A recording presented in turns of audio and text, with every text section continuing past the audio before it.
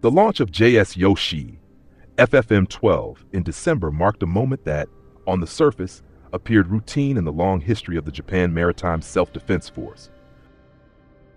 A new frigate entered the water, cameras recorded the ceremony, and official statements emphasized continuity and professionalism. Yet beneath that calm exterior, JS Yoshi represented something far more consequential. It was not simply the 12th ship of the Mogami-Class.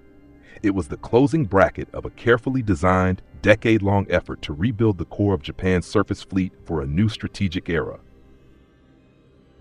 For Japanese audiences, the significance of JS Yoshi lies not in spectacle, but in completion. The Mogami-Class was never intended to shock observers or dominate headlines. It was conceived as a practical answer to a structural problem facing the JMSDF, an aging fleet of smaller destroyers and escorts, rising maintenance costs, manpower constraints, and a security environment defined less by sudden war than by constant pressure. JS Yoshi, as the final unit, signals that this restructuring phase has reached operational maturity. The Mogami-Class has often been described as the new backbone of Japan's surface forces, and this characterization is accurate precisely because it avoids exaggeration. These ships do not replace large-area air defense destroyers, nor are they substitutes for helicopter carriers. Instead, they fill the critical middle ground. They are designed to be numerous enough to sustain presence, capable enough to perform multiple missions, and efficient enough to operate continuously without exhausting budgets or crews. For a maritime nation whose security depends on stable sea lanes and persistent surveillance, this balance is fundamental. JS Yoshi's entry into the fleet completes a formation of 12 ships that can be organized, trained, and maintained as a coherent system. This is where its strategic value becomes clear. A single advanced vessel changes little.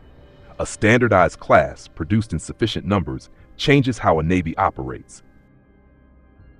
Training pipelines become streamlined, maintenance cycles become predictable, logistics become resilient.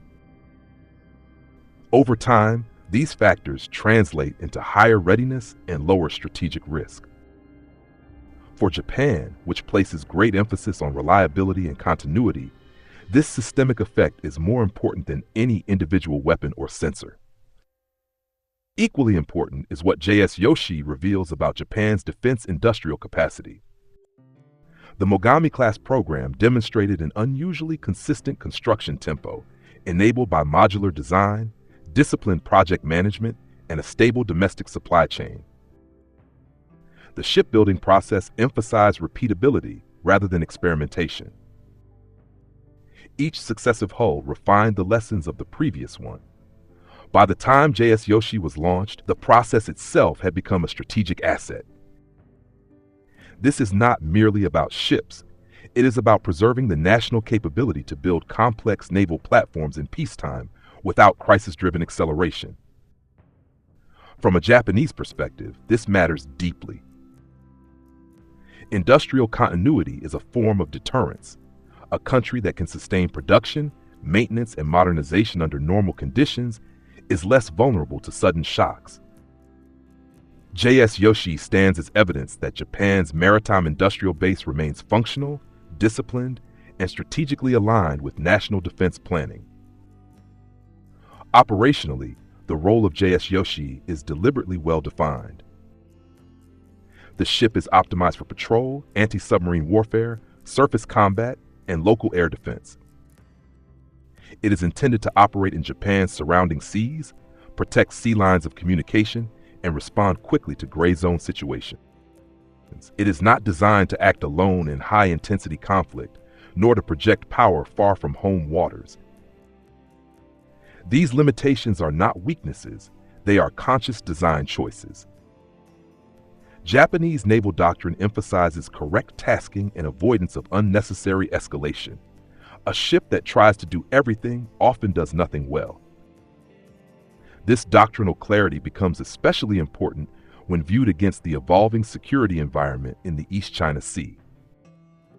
Maritime activity has increased steadily, involving not only naval units, but also Coast Guard and paramilitary vessels. Many encounters occur below the threshold of armed conflict. In such conditions, presence, endurance, and command and control matter more than raw firepower. JS Yoshi and its sister ships are tailored for precisely this environment. They allow the JMSDF to maintain constant awareness and measured response without creating instability. For Japanese audiences, it is also important to recognize what the Mogami-Class does not represent. It is not an abrupt shift toward offensive naval posture. It does not signal abandonment of Japan's long-standing emphasis on defensive orientation. Instead, it reflects adaptation. As operational demands increase, the JMSDF has chosen to modernize quietly, focusing on sustainability rather than dramatic expansion. JS Yoshi embodies this philosophy. Its value lies in reliability, not intimidation. Looking ahead, JS Yoshi also functions as a bridge to the future. The completion of the Mogami-Class does not mark an endpoint, but rather a transition. Data gathered from these ships will inform the design of the next-generation frigate concept, often referred to as New FFM. Operational experience, crew workload assessments, sensor integration challenges, and maintenance realities will shape the requirements of future vessels. In this sense, JS Yoshi is both a conclusion and a reference point. The broader implication is that Japan is preparing for the long term. Rather than chasing rapid leaps in capability, it is building an incremental path toward the period from 2030 to 2035. This approach aligns with Japan's strategic culture, which favors steady accumulation of advantage over dramatic gestures. In a region characterized by rapid military expansion elsewhere, Japan's method stands out for its restraint and coherence. In summary, JS Yoshi should be understood not as an isolated event, but as the final piece of a carefully assembled structure. It completes a class designed to restore balance to the JMSDF surface fleet, reinforces domestic industrial capacity, and strengthens Japan's ability to manage persistent maritime pressure without escalation. Its significance lies precisely in its lack of drama. By completing the Mogami-Class, Japan has quietly ensured that its Navy remains capable, sustainable, and strategically grounded for the years ahead. For observers accustomed to measuring naval power through size or spectacle, this may seem understated. For Japan, however, it reflects a deeper principle. True maritime strength is not defined by how loudly it announces itself, but by how reliably it can be maintained.